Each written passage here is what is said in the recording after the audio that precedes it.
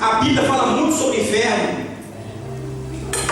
Então, se você e eu entendemos que Satanás ele quer lançar dúvida para paralisar a nossa fé, para que nós não alcancemos, porque os perdidos que estão lá fora, queridos, é interessante você observar que Deus ele vai sempre usar aquilo que é chamada unção redentiva, e eu vou te explicar sobre isso.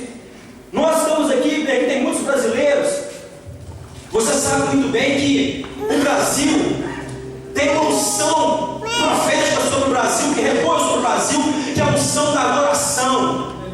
E aqui, nós, as irmãs aqui, o Ministério de louvou vários hinos aqui, e a maioria deles, eu cheguei um pouco depois, eu creio que, se eu não estou enganado, todos praticamente foram do Brasil. Sim ou não, irmão? Por quê? Porque, queridos, Deus derramou uma unção sobre a nação brasileira, que é a unção redentiva, que é a adoração. Meu irmão, no Brasil, qualquer bairro que você for, qualquer esquina que você for, qualquer estado que você for, você vai ver ministério de louvores tremendos. Isso nós vamos citar aqui, de alcance mundial. Você observa, aí você fala assim, pastor, mas não é bem assim. Por exemplo, tem o Rio Song aqui na Austrália, que é muito tremendo. Eu concordo com você, mas me fala outro. Você pode, irmão, se for me citar aqui, eu cito fácil aqui nos pés para você no Brasil. Então há uma unção redentiva de Deus sobre o Brasil, que é a adoração. Só que Satanás ele quer lançar dúvida e quer corromper aquilo que Deus fez. Ele sempre fez isso. E aí o Brasil hoje é conhecido muitas vezes, pastores, como o Brasil é conhecido como o país do samba. Aí ele pervertendo aquilo que é profético de Deus sobre a nação. Aí você me diz, pastor, isso é Portugal. Portugal é a unção redentiva de Deus sobre a nação de Portugal, é o pioneirismo. Não sei se você sabe, mas esse livro que está na sua mão aí, a Bíblia Sagrada, ela foi traduzida primeiramente para o português, por um português, João Ferreira de Almeida, um padre. Que pena que ele só traduziu, não leu, não mostrou para... Mas não importa, mas ele foi usado por Deus. Traduziu as escrituras. Pioneirismo. Sai na frente. Numa época, pastor Daniel, que onde não existia ainda a Revolução Industrial, os portugueses entravam nos mares, nas suas fragatas, nas suas caravelas, pastores, e percorrendo pelos mares, e descobriram várias nações, inclusive a nossa, o Brasil. Se tem algum irmão africano aqui, várias nações, Cabo Verde, Moçambique, por aí vai, que Portugal foi lá descobrir. É a unção de Deus sobre a nação, querido. A unção redentiva de Deus sobre a nação. Só que Satanás ele faz o quê? Ele lança tudo naquilo que Deus falou. As pessoas deixam a semente cair no coração, e muitas das vezes Satanás consegue paralisar. Ele começa a puxar o travão, e a pessoa quer andar, mas não consegue. Por quê? Porque a semente da dúvida foi lançada no coração das pessoas. Aí os portugueses hoje, com todo respeito e carinho, aqui tem várias irmãs portuguesas, minhas ovelhas, elas sabem que eu falo isso com muito amor. E Portugal, pastor Jales, hoje vive uma melancolia, fica olhando para trás, principalmente, pastor, aquelas pessoas da época lá de 25 de abril. Mas naquela época que era assim, naquela época que as coisas andavam, ainda mais a música que eles gostam muito, que por acaso não faz o estilo, mas eu respeito, o fado. Aí fica aquela música melancólica, olhando para trás, meu irmão. Aí o que acontece? Um país que é um gigante, um país que descobriu várias nações, um país com uma potência na mão de Deus, um país que muitos já profetizaram que é a porta do avivamento, porque faz fronteira com várias nações. Ele está paralisado. E muitas pessoas que você conhece, que eu conheço, e que elas já estão desanimadas, com um quadro de depressão, trancadas na casa. Muitos cristãos não querem nem vir para a igreja, está vendo um quadro de depressão e de luta. Querido, eu quero te profetizar na sua vida nessa noite, que essa palavra de Deus, porque a Bíblia diz que a palavra é a espada do Espírito, e eu quero profetizar que essa espada do Espírito, ela está cortando no mundo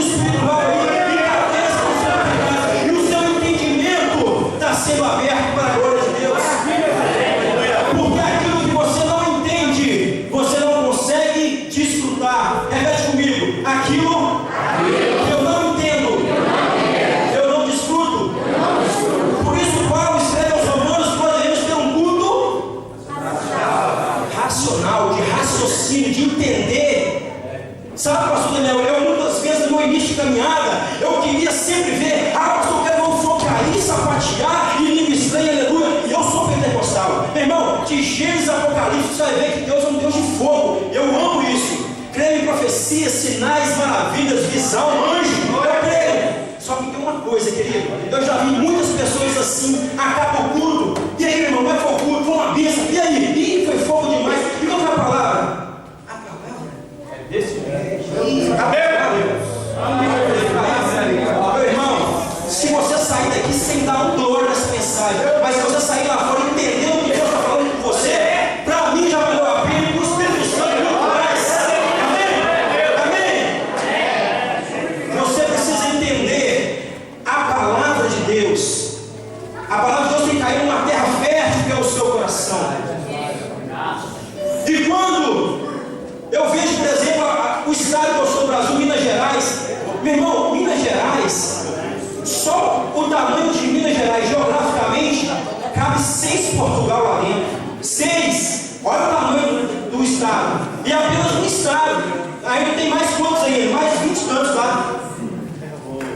Só que tem uma coisa, querido, como que nós estamos aqui num país tão pequeno, pastor, e nós não conseguimos alcançar, meu irmão, nós estamos falando de uma nação que tem 44 conselhos, sem nenhuma igreja evangélica, pastor. Meu irmão, o desafio que você tem, que eu tenho, é muito grande, porque a minha Bíblia diz em Lucas 19, que a missão de Jesus, e Jesus veio para buscar e salvar aquele que se havia perdido. A missão de Jesus na terra é salvar o homem. Pastor, mas eu quero uma casa nova. Pastor, mas eu quero um carro novo. Querido, eu não sou hipócrita de dizer que eu prefiro sentar num chão duro desse do que sentar numa cadeira confortável que é essa. Não estou falando isso. Só que isso você pode orar, pode buscar. Se você não pedir a Deus, vai pedir quem? O diabo é que não é, que eu não tenho nada. Tem que pedir a Deus, mas a primazia, o cerne, a prioridade da igreja é buscar e salvar aqueles que estão perdidos, as almas que estão lá fora. Jesus não falou que houve festa no céu quando o paralítico andou, quando o cego enxergou, quando o surdo ouviu, mas a Bíblia diz que teve festa no céu quando uma alma se arrependeu. E sabe o que o Espírito Santo está falando com pessoas aqui essa noite?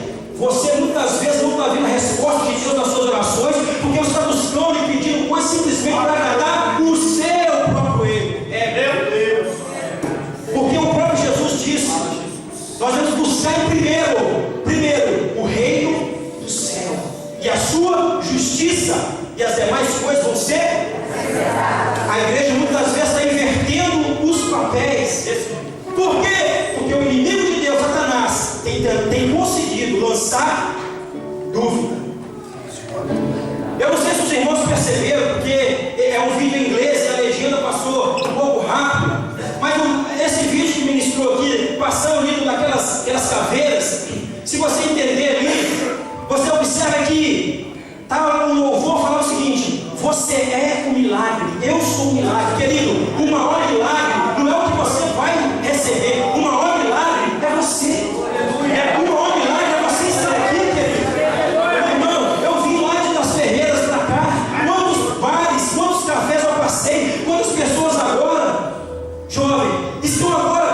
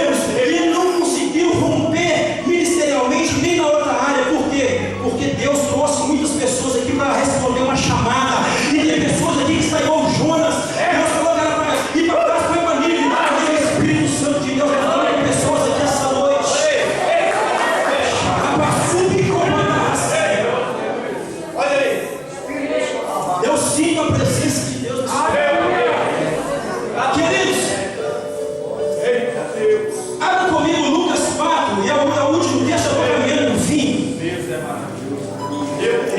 Evangelho de São Lucas, capítulo 4. Eu vou te mostrar algo na Bíblia que com certeza você já conhece, mas só para relembrarmos juntos aqui, que Jesus é o nosso maior modelo. Quem que Jesus é o maior modelo? Levanta a mão. Meu irmão, o seu maior modelo é Jesus, amém?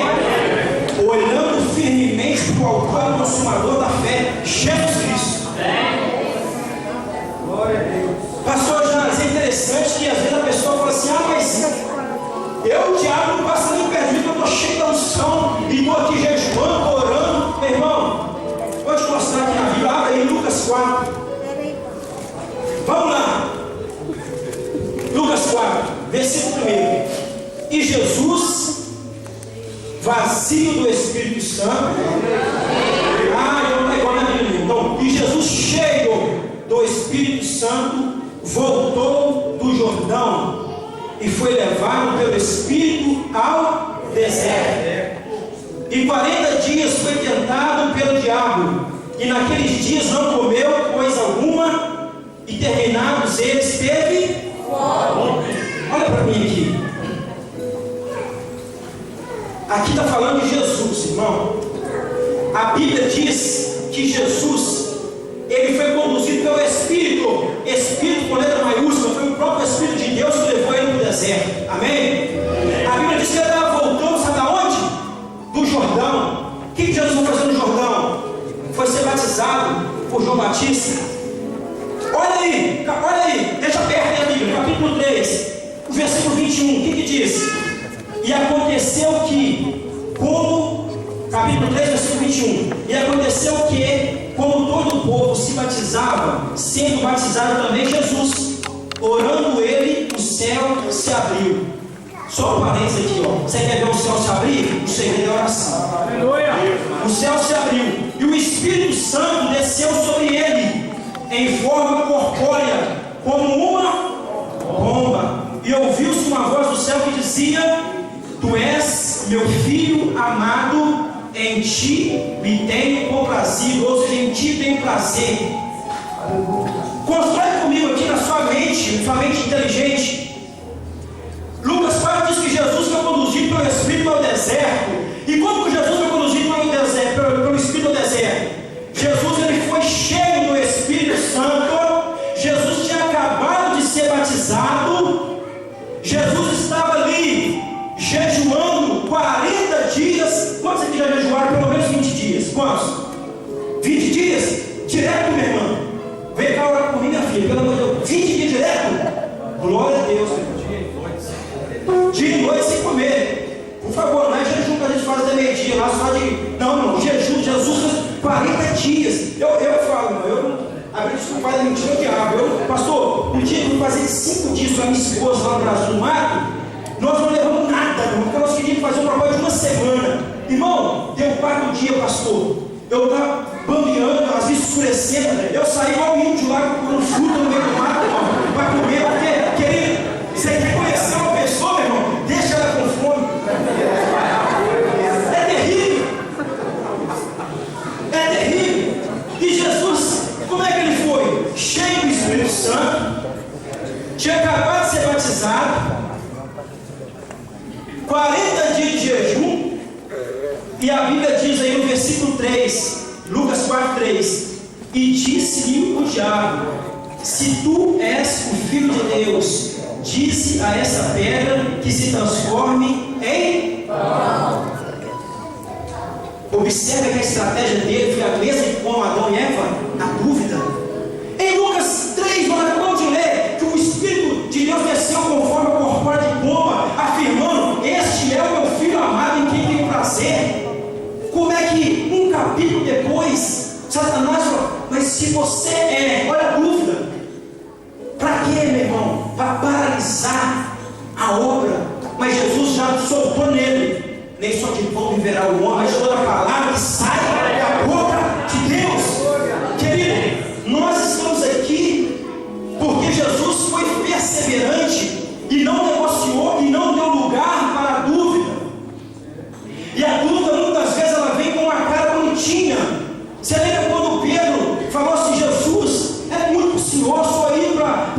para a cruz, Jesus, eu acho que não, e tal. Jesus fez o quê? Arreda de Satanás. Porque Jesus ele tinha convicção, ele tinha certeza, ele não deu margem para dúvida. Queridos, em nome de Jesus, dobra a sua atenção, olha para mim. Se você quer vitória na sua vida sentimental, familiar, no seu ministério, rejeite da sua vida toda semente de dúvida, porque a dúvida é uma artimanha de Satanás para paralisar, para anestesiar o cristão. Mas Deus tem promessa, nós somos pais de multidões. Se Satanás investiu contra Jesus, minha irmã equatoriana, quem dirá nós? Meu irmão, é coisa que a gente fica até pensando assim, sabe? Eu sei que tem pessoas que entrou aqui essa noite que falam assim: pastor, o senhor não conhece a minha vida. Pastor, eu fui rejeitada pelo meu pai. Pastor, eu fui abusada sexualmente por uma pessoa próxima da minha família. Sabe, pastor? Você não pode, curva sua cabeça distante. Sei que pessoas que estão aqui, irmão, às vezes parece uma maquiagem, parece que está tudo bem, sorrindo, mas no fundo ela tem problemas não resolvidos. Mulheres que foram traídas pelos esposos, pelos cônjuges, homens que foram traídos. Tem pessoas que estão longe da nação e os pais morreram, e ela não tem a oportunidade de rever os pais, e isso machuca ela dia e noite.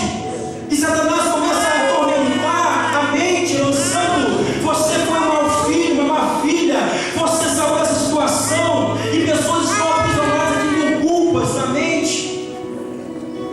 Mas soube que a sépia sopa das Espírito Santo, faz aquilo, meu Pai, que homem nenhum pode fazer. Toca nesses corações, Senhor. Muda, meu Pai, esse cativeiro. Tem pessoas aqui que vivem um sentimento de peso, que como se ela fosse um fardo para a família, um peso, que ela tivesse sido sempre demais. Pessoas que vivem isoladas e não querem muitas vezes rever as outras pessoas, não querem vir para a igreja às vezes para rever pessoas, elas estão num quadro inicial de depressão. Quem sabe você entrou aqui essa noite falando: Senhor, eu estou vendo esse monte de gente rindo, colorido, pessoas cantando, mas eu não sinto a sua presença, porque eu sei que eu dei uma chamada, mas eu falhei, eu pequei, e vira e mexe, esses pensamentos de pecado vêm na minha mente me acusando. Eu quero nessa noite, debaixo da unção do Espírito Santo, liberar uma palavra sobre você. Meu querido, o sangue de Jesus ainda nos purifica de todo pecado. E se tem um pecado que não pode ser perdoado, é aquele pecado que ainda não foi confessado. A minha Bíblia diz no Salmo 18, o salmista dizendo: o Senhor é a minha rocha, o meu libertador. O seu libertador está aqui essa noite para mudar a sua história, para transformar a sua vida, te tirar do cativeiro. Ah, querido,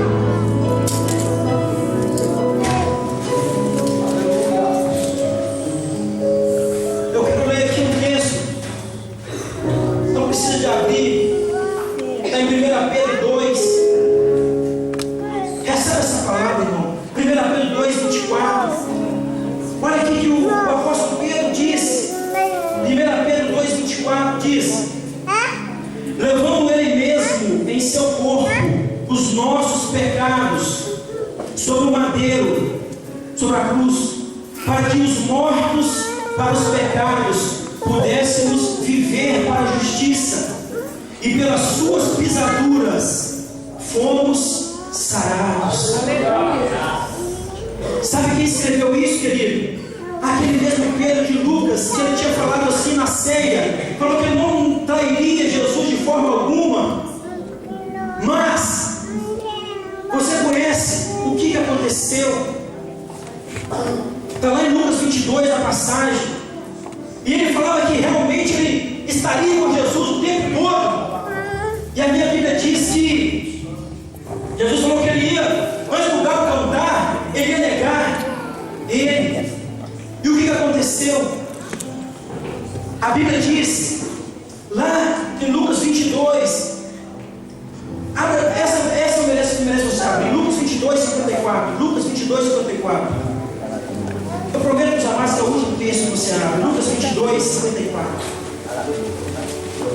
Lucas 22, Evangelho de São Lucas 22, 54. Já aplicando essa palavra na sua vida, na minha vida, para nós orarmos. Lucas 22, 54.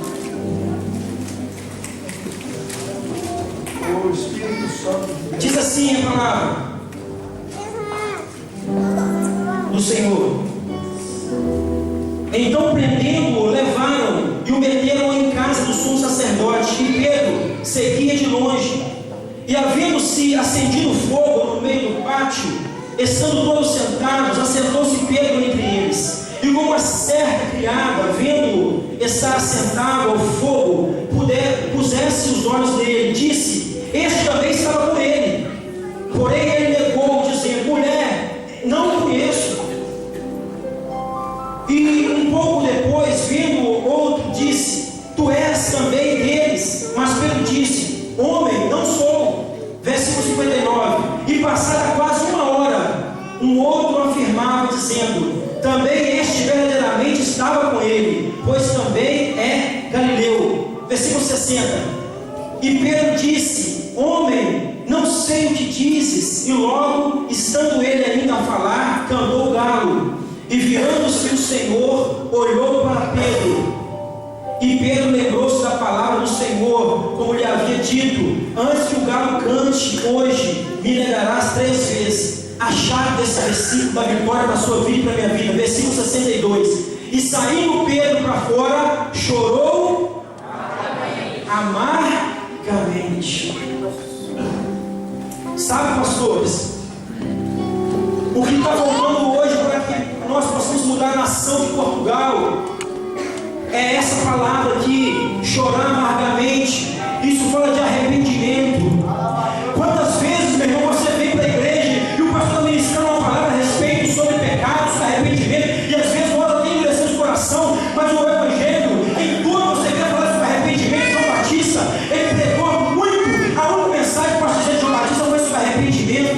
E sabe que é uma grande diferença entre arrependimento e remorso? Porque tem coisas a dizer na Bíblia. O Judas Iscariote, ele negou Jesus, ele traiu Jesus por 30 moedas. E uma vez um irmão perguntou para mim: pastor, você acha que Judas foi salvo? Eu falei: irmão, sinceramente, eu acho que não. A Bíblia diz que ele é o filho da perdição. Ele não arrependeu, ele sentiu remorso. Remorso é diferente de arrependimento. Arrependimento é aquilo que Pedro fez. Ele chorou amargamente. Querido, não estou aqui pregando que nós somos super crentes, pelo amor de Deus, meu irmão, mas nós, todos cristãos dessa terra, que o pecado da nossa vida tem que ser um acidente. E uma vez que nós estamos pecando e não nos arrependemos, o Espírito de Deus se entristece. Por isso vem a tristeza no coração. As pessoas estão voando, o irmão profetizando, e às vezes a pessoa fica indiferente no culto. Ela vai esfriando espiritualmente, porque o pecado que não é confessado, ele não é perdoado. Então é preciso, e o próprio Pedro, ele ensinou isso para nós. E o texto que eu li lá de 1 Pedro, ele falando sobre isso. E depois que ele, em João, no capítulo 21, quando Jesus, ele, depois de ressuscitar, ele aparece aos discípulos, come peixe, come pão. Ele aparece e fala: Pedro, tu me amas? Pedro respondeu: amo. Pedro, tu me amas? Pela segunda vez: Pedro, eu amo. Pela terceira vez: Pedro, tu me amas, Pedro? Pedro respondeu: tu sabes que eu te amo. Sabe que o Espírito Santo falou comigo sobre essa palavra? O mesmo número de erros de Pedro foi o mesmo número de perdão de Jesus sobre a tua vida. O Espírito Santo não desistiu de você. Você é amado de Deus, amado do Senhor. E sabe a tradução no grego para a palavra amor? Tem 3 traduções. O amor no grego é ágape. Ele significa philos e significa eros. Deus está mostrando para Pedro: Pedro, você me ama? Pedro, eu amo. Amor ágape. Pedro, tu me amas? Amo. Amor philos. Pedro, tu me amas? Amo. Amor eros. Por quê? Você está disposto a morrer por mim, Pedro? Porque eu morri por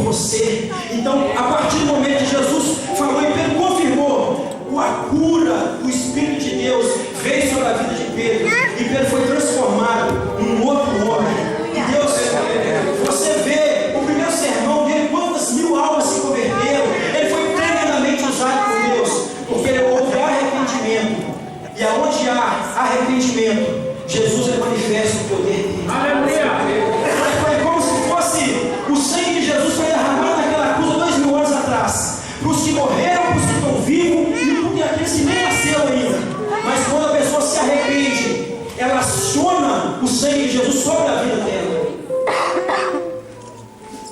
E eu quero fazer uma oração com você nessa hora. O Espírito Santo te faz uma pergunta: filha, filho, você está disposto a morrer por mim? Feche seus olhos por um instante. Pastores, quantas vezes nós que temos um ministério, que temos um rebanho, nós vivemos tantas lutas, querido. Eu quero te dizer uma coisa: o mais importante, se você ficar na igreja, sentado, não fazer nada, mas você tiver em santidade, orando a Deus, buscando ao Senhor, o Senhor te ama do mesmo jeito, porque a salvação não é por obras. Lá em Efésios diz que a salvação é pela graça, por meio da fé. Isso não vem de nós, é do nome de Deus. A salvação não é por aquilo que nós fazemos. Não importa se você toca, não importa se eu prego, não importa se você faz teatro. A salvação não é por aquilo que você fez, mas é por aquilo que Ele fez naquela cruz.